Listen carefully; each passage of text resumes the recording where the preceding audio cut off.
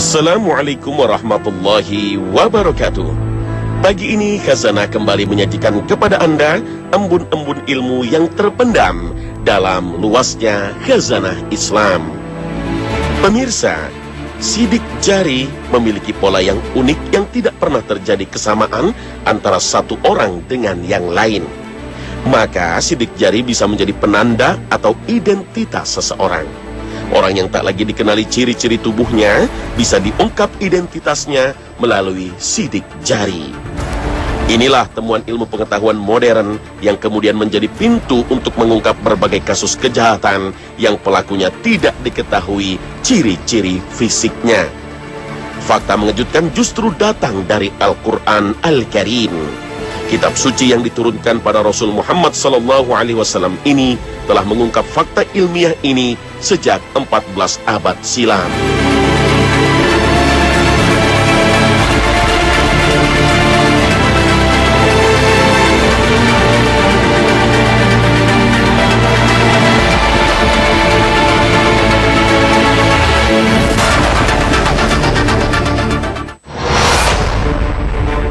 Pemirsa, pernahkah kita mengamati kesempurnaan organ-organ tubuh kita? Sudahkah kita bertasbih ketika menyadari kesempurnaan kerja jantung bagi tubuh? Atau dikala menyadari kesempurnaan bentuk paru-paru sehingga tubuh tak pernah kekurangan oksigen? Allah berfirman, "Kami akan memperlihatkan kepada mereka tanda-tanda kekuasaan kami di segala wilayah bumi dan pada diri mereka sendiri, hingga jelas bagi mereka bahwa Al-Quran itu adalah benar. Tiadakah cukup bahwa sesungguhnya Tuhanmu menjadi saksi atas segala sesuatu?" Al-Quran Surah Fussilat ayat 53. As-Sa'di dalam tafsirnya menjelaskan, ayat ini memperlihatkan kepada manusia tanda-tanda kebenaran. Betapa luar biasanya kekuasaan Allah yang tampak dari kesempurnaan raga manusia. Sehingga dengan mengetahui kesempurnaan penciptaan tubuhnya, manusia tidak akan pernah ragu dan mendustakan kebenaran Al-Quran. Ujung jari, salah satu bagian tubuh yang tampak remeh, namun memiliki keistimewaan luar biasa. Allah Subhanahu wa Ta'ala berfirman, "Aku bersumpah demi hari kiamat, dan aku bersumpah dengan jiwa yang amat menyesali dirinya sendiri. Apakah manusia mengira bahwa kami tidak akan mengumpulkan kembali tulang belulangnya? Bukan demikian. Sebenarnya kami kuasa menyusun kembali jari jemarinya dengan sempurna." Al-Quran Surah Al-Qiyamah ayat 1 hingga 4. Sebelum menyebut jari jemari, ayat ini diawali dengan penjelasan kekuasaan Allah untuk mengembalikan tulang jemari yang kecil dan menyusunnya kembali hingga menjadi lurus. Sesungguhnya Allah sang pencipta jemari manusia, sehingga hanya dialah yang mampu mengumpulkan tulang-tulang manusia dan mengembalikan kehidupannya. Ayat ini menyebut kata banan. Para ahli bahasa menafsirkan maknanya dengan ujung jari dan kaki. Sedangkan kata banana artinya seluruh jari jemari. Kata banan bisa juga berarti garis-garis halus yang ada di ujung jari manusia. Dan pola sidik jari ternyata unik dan khas dari masing-masing manusia.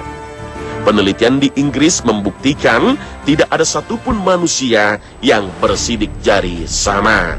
Subhanallah.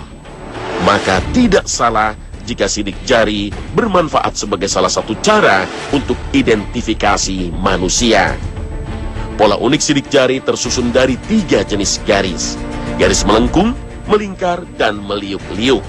Pola ini tetap dan tidak akan berubah sepanjang hidup pemiliknya. Bahkan mumi Fir'aun yang diawetkan, pola sidik jarinya tetap utuh dan tidak berubah. Proses pertumbuhan manusia, mulai dari bayi hingga dewasa, tidak akan merubah pola sidik jari. Perubahan pola makan, perkembangan kecerdasan, hingga kematangan pemikiran tidak mengubah pola sidik jarinya. Sehingga ada yang menjadikan pola sidik jari sebagai dasar dan metode dalam penentuan kepribadian. Pola ini baru terbentuk sejak masih janin di usia 100 hingga 120 hari. Francis Galton, seorang ilmuwan asal Inggris, menegaskan sidik jari manusia mulai terbentuk ketika janin berusia 100 hingga 120 hari. Sidik jari terbentuk dari lapisan-lapisan kulit. Masing-masing manusia memiliki pola khas dalam proses pembentukan sidik jarinya. Bahkan dua individu kembar identik tidak akan memiliki pola pembentukan sidik jari yang sama. Perbedaan bentuk dan pola sidik jari karena perbedaan gen dari masing-masing individu.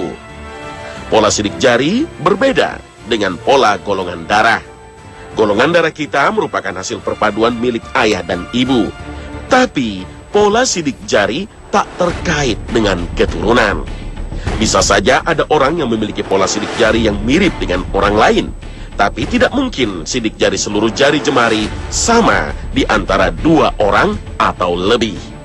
Tidak hanya jari tangan, pola sidik jari kaki juga memiliki kekhasan sebagaimana jari tangan. Namun bisa saja sidik jari menghilang karena beberapa sebab, salah satunya karena luka bakar. Tapi pola sidik jari akan kembali terbentuk persis seperti aslinya. Keunikan dan kekhasan ciptaan Allah Subhanahu wa Ta'ala tak hanya pada sidik jari, tapi juga garis bibir yang disebut dengan sidik bibir. Pola sidik bibir juga sama uniknya dengan sidik jari, sehingga memiliki sidik bibir yang sama. Pemirsa, manusia tidak hanya memiliki keunikan dalam hal sidik jari dan bibir saja. Sedikitnya Al-Quran menyebut 4 bagian tubuh lainnya yang bisa menjadi identitas dan identifikasi seseorang. Pertama, aroma tubuh. Setiap orang memiliki aroma tubuh yang khas. Hal ini tersirat dalam surat Yusuf. Tatkala kafilah itu telah keluar dari negeri Mesir, berkata ayah mereka, "Sesungguhnya aku mencium bau Yusuf. Sekiranya kamu tidak menuduhku lemah akal, tentu kamu membenarkan aku." Al-Quran Surah Yusuf ayat 94. Proses mengenali manusia berdasarkan bau karena Allah menganugerahkan indera penciuman. Di dalam hidung terdapat 5 hingga 6 juta sel yang menangkap sensor bau. Subhanallah. Manusia juga bisa diidentifikasi dari suara mereka. Kekhasan suara masing-masing orang disebut sidik suara. Alat analisis suara masing-masing orang disebut dengan spektograf. Alat pengubah suara ini menjadikan suara menjadi sebuah grafis yang menunjukkan getaran dan frekuensi.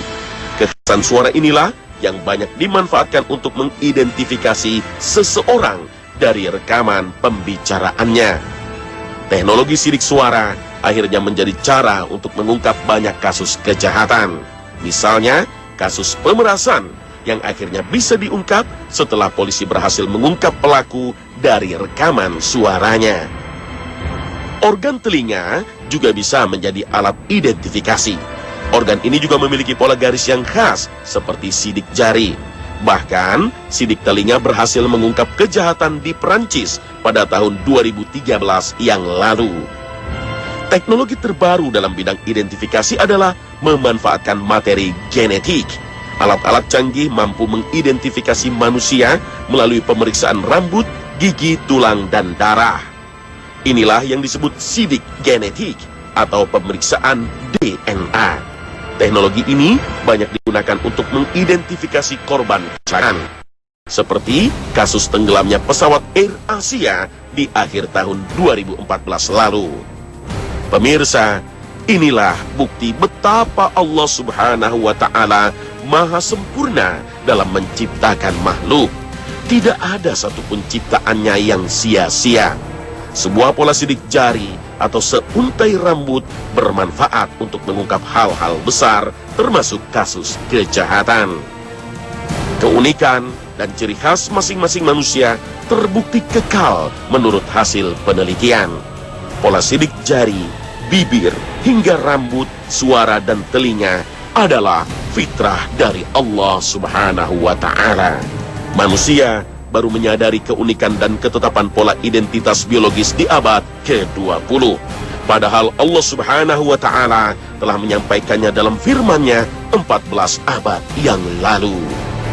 Maka hadapkanlah wajahmu dengan lurus kepada agama Allah.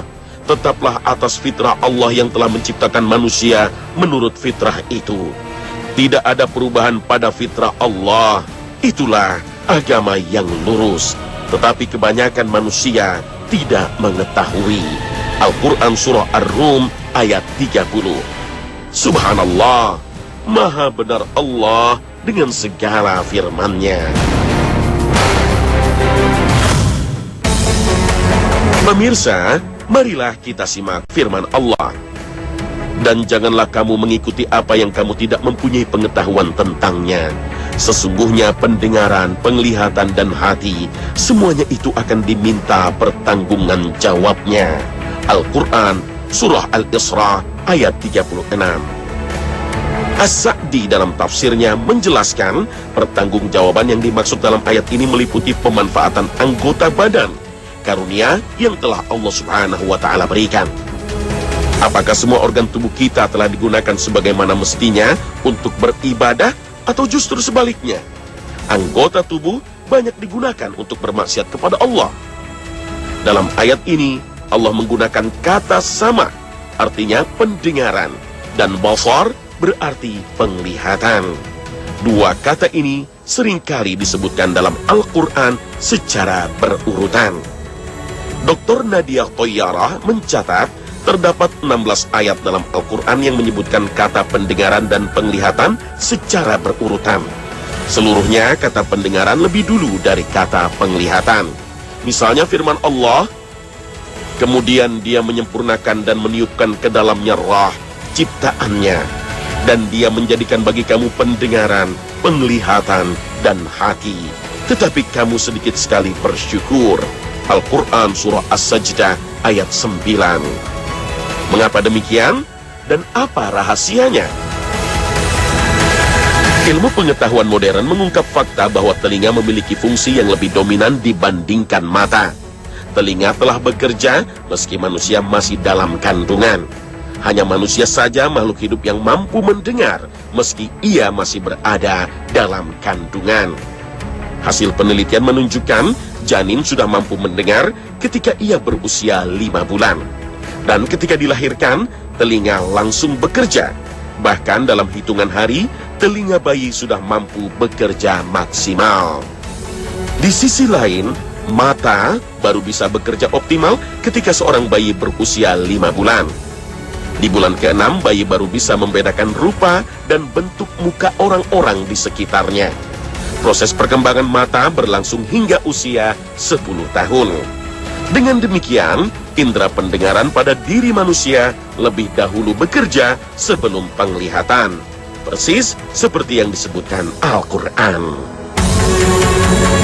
Rahasia lain mengapa pendengaran lebih dulu dari penglihatan juga diisyaratkan Allah melalui kata summun berarti tuli dan umyun berarti buta. Kedua kata ini berdampingan. Pertama terkait dengan pendengaran dan kedua terkait dengan penglihatan. Di dalam Al-Quran terdapat 8 ayat yang menjadikan kata tuli dan buta. Salah satunya firman Allah.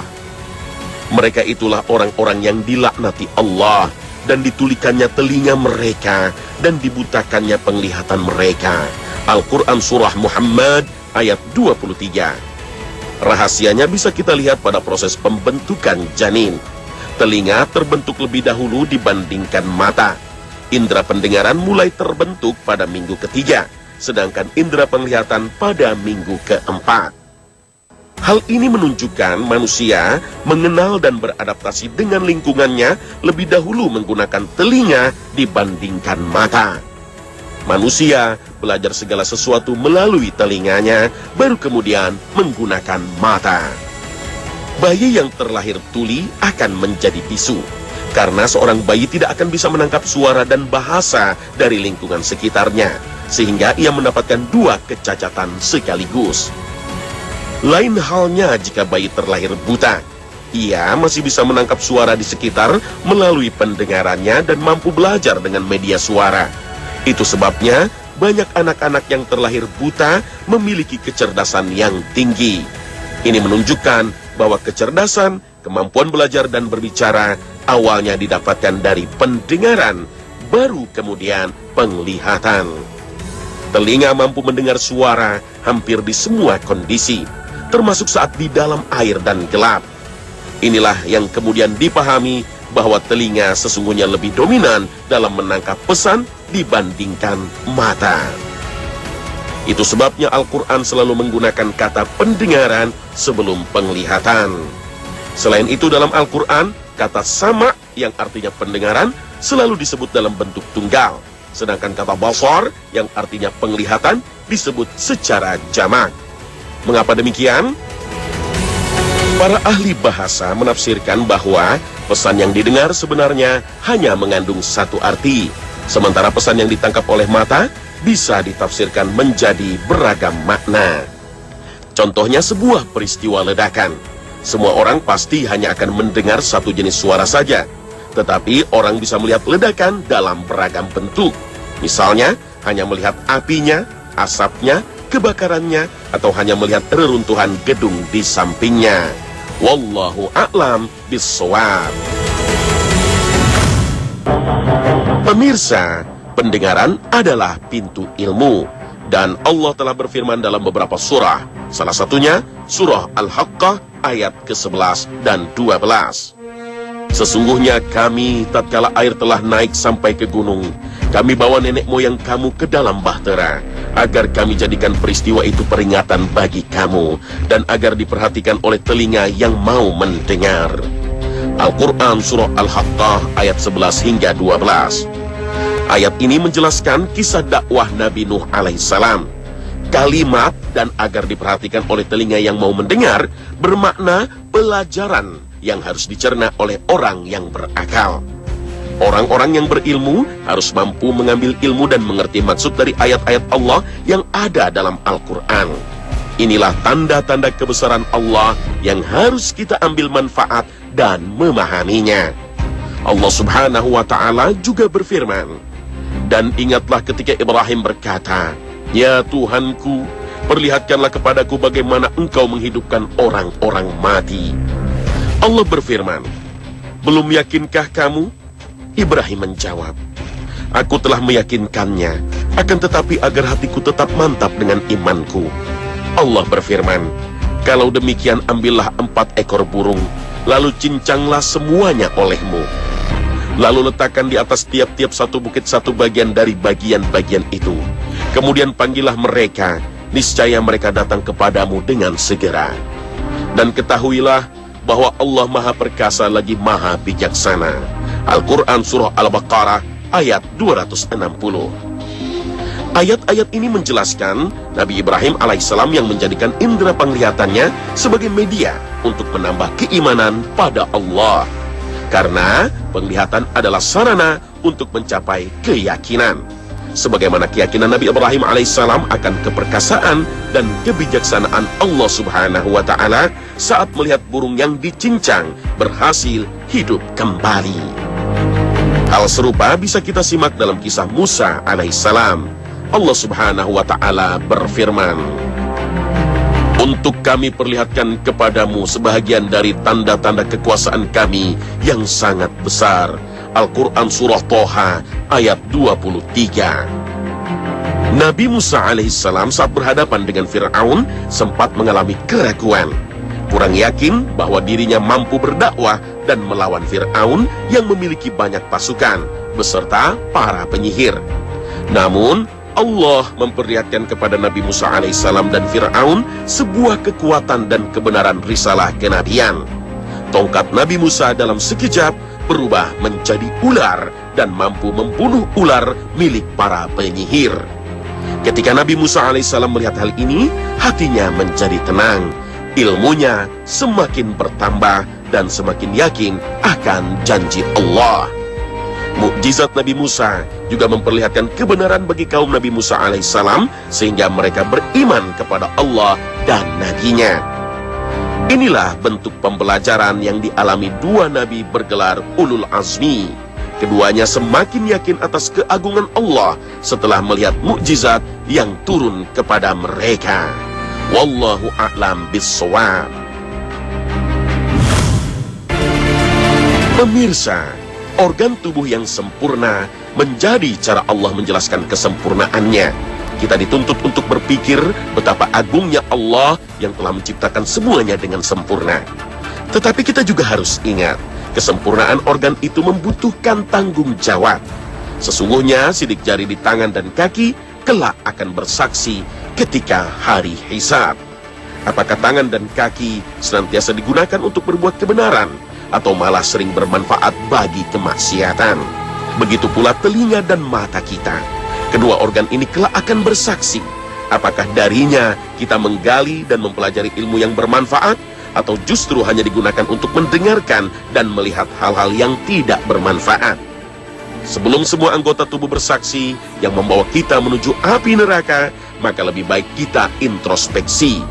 Karena Allah telah berfirman akan kesesatan kaum yang tidak mau mendengar dan melihat tanda-tanda kekuasaannya. Dan sesungguhnya kami jadikan untuk isi neraka jahanam kebanyakan dari jin dan manusia. Mereka mempunyai hati, tetapi tidak dipergunakannya untuk memahami ayat-ayat Allah. Dan mereka mempunyai mata, tetapi tidak dipergunakannya untuk melihat tanda-tanda kekuasaan Allah. Dan mereka mempunyai telinga, tetapi tidak dipergunakannya untuk mendengar ayat-ayat Allah. Mereka itu sebagai binatang ternak, bahkan mereka lebih sesat lagi. Mereka itulah orang-orang yang lalai.